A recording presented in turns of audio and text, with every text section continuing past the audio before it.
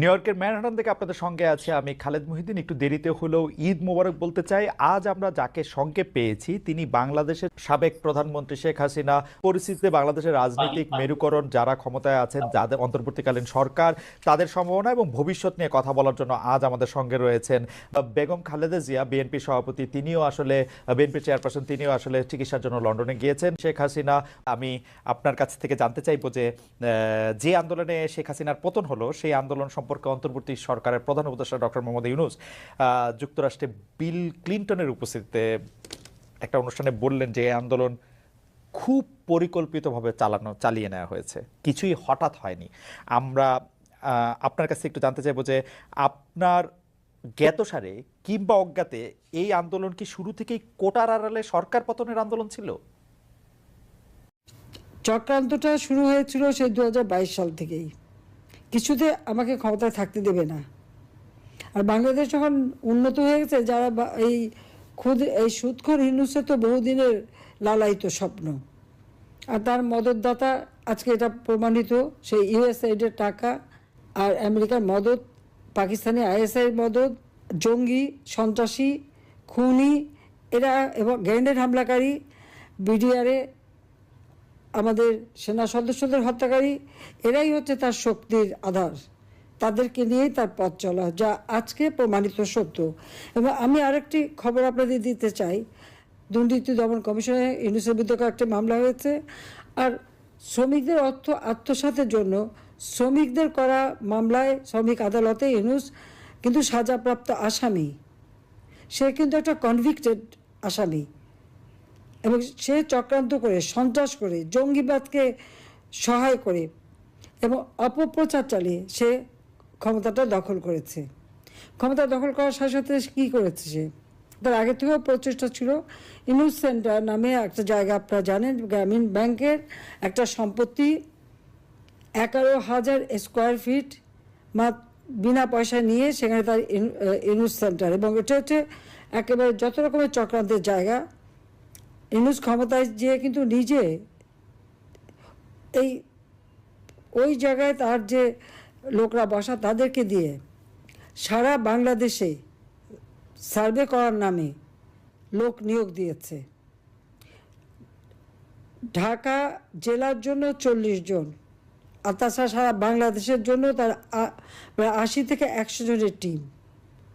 বিভিন্ন জেলায় জেলায় তাদের দায়িত্ব, যেখানে সিটি কর্পোরেশন বা পৌরসভা আছে সেই জায়গার জন্য বেশি করে লোক নিয়োগ।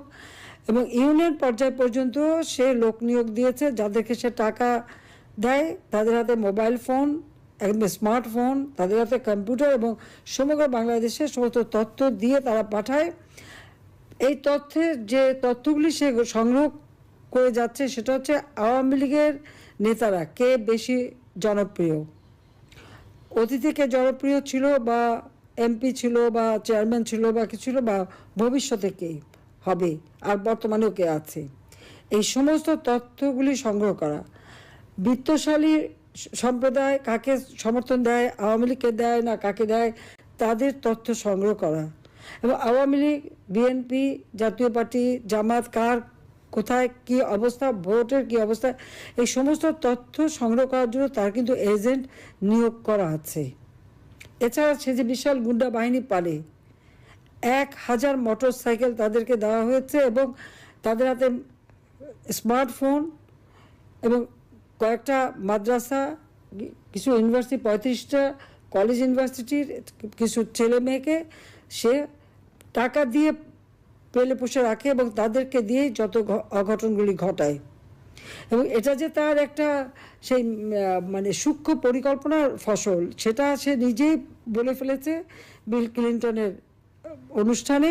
খুব খুশি মনে হাত বা নাচিয়ে বলল যে এটা এখানে ছাত্র না, জনত না, এটা হচ্ছে তার ম্যাটিকুলাস ডিজাইন করা মাস্টার মাইন্ড দ্বারা এই এমন ঘটনা ঘটিয়েছে যে শেখ হাসিনাকে ক্ষমতা থেকে হটিয়ে সে অবৈধভাবে জোর করে ক্ষমতাটা দখল করে নিয়েছে, মানে ডাকাতি করে ক্ষমতা নেওয়া।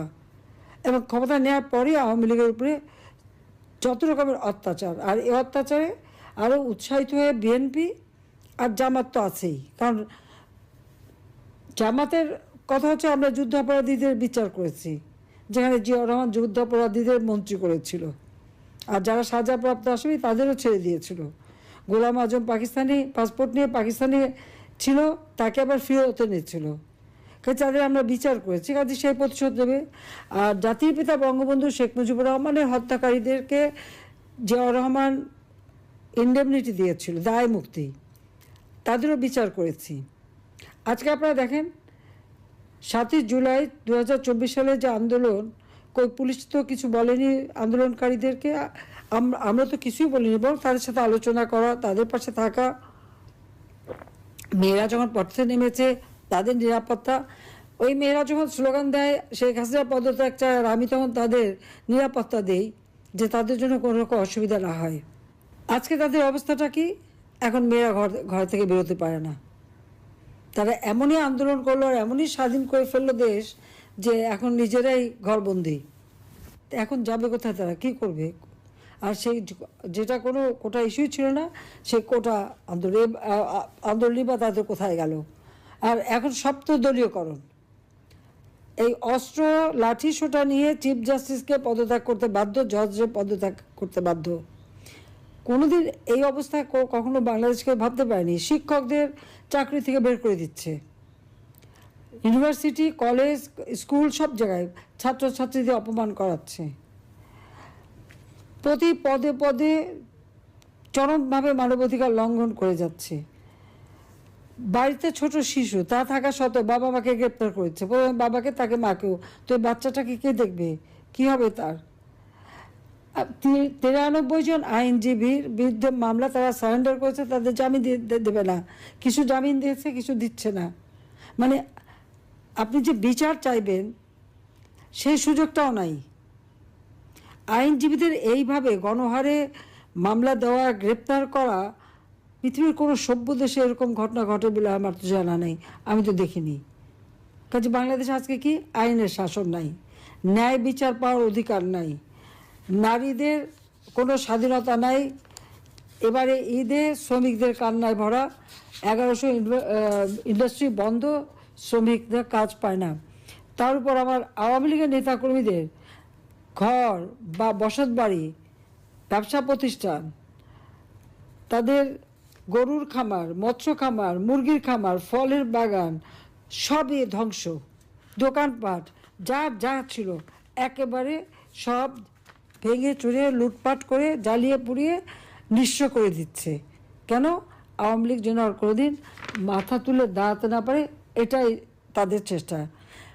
হাজার হাজার ছাত্রছাত্রীরা আজকে লেখাপড়া করতে পারে না, ডিগ্রি কেড়ে নেয়, তাদেরকে পড়াশোনা করতে দেবে না। একটা মেয়ে পরীক্ষা দিতে গেল, তাকে কিভাবে লাঞ্ছিত করলো, তাকে যারা মারলো, চুল ধরে টেনে মাটিতে ফেললো, পুলিশ দাঁড়িয়ে থাকলো, সেনাবাহিনীর সদস্য দাঁড়িয়ে থাকলো, অপরাধীদের কিছুই বলল না, আর যে মার খেলো সে মেয়েটাকে ধরে নিয়ে জেলে পড়লো। এই পুলিশ, সেনাবাহিনী হোক, প্রশাসন হোক, জনগণের ট্যাক্সের টাকায় তারা বেতন পায়, আর তাদের সকলেরই আমি কিন্তু জীবন মান উন্নত করে দিয়েছি, বেতন ভাতা বাড়িয়ে দিয়েছি। কিন্তু এখন কি দেখলাম, তাদের কাছ থেকে জনগণ ন্যায় বিচার পেতে পারে না। এটা কোন ধরনের অবস্থা? এখন ইউনিয়ন পর্যন্ত এজেন্ট লাগিয়ে দিয়ে হাজার হাজার টাকা কোটি টাকা খরচ করে ইউনুস এখন কীভাবে আওয়ামী লীগ, 14 দল, মুক্তিযোদ্ধা, তাদেরকে নিঃস্ব করে দেওয়া, তাদেরকে ধ্বংস করে দেওয়া, সেই চেষ্টাই করে যাচ্ছে।